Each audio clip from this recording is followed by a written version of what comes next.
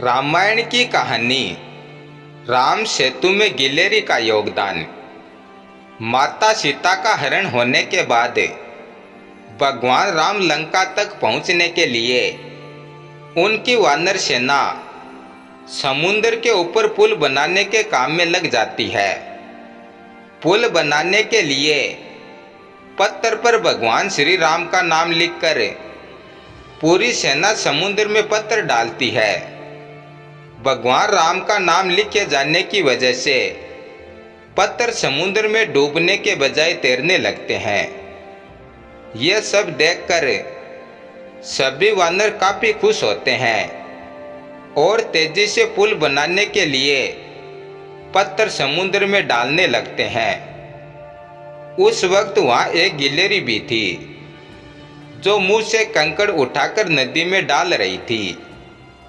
उसे ऐसा बार बार करते हुए एक वानर देख रहा था।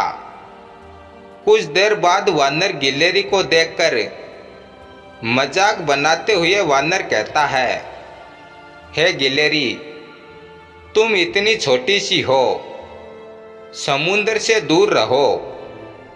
कहीं ऐसा न हो कि तुम इन्हीं पत्थरों के नीचे दब जाओ।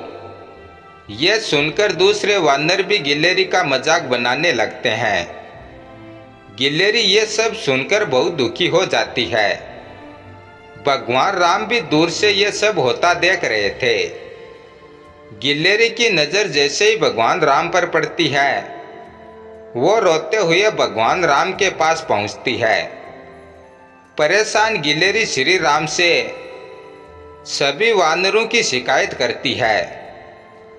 तब भगवान राम खड़े होते हैं और वानर सेना को दिखाते हैं कि गिलहरी ने जिन कंकड़ों को फेंका था वो कैसे बड़े पत्थरों को एक दूसरे से जोड़ने का काम कर रहे हैं। भगवान राम कहते हैं, अगर गिलहरी इन कंकड़ों को नहीं डालती तो तुम्हारे द्वारा फेंके गए सारे पत्थर इधर उधर बिखर जाते। ये गिलहरी द्वारा फेंके गए पत्थर ही हैं जो इन्हें आपस में जोड़े हुए हैं।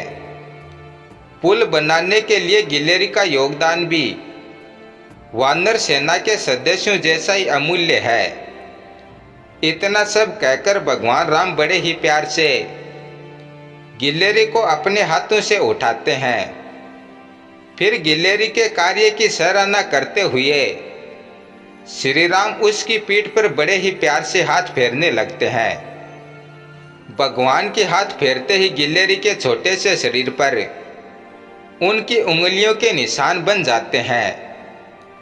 तब से ही माना जाता है कि गिलहरियों के शरीर पर मौजूद सफेद धारियां कुछ और नहीं बल्कि भगवान राम की उंगलियों के निशान के रूप में मौजूद उनका आशीर्वाद है।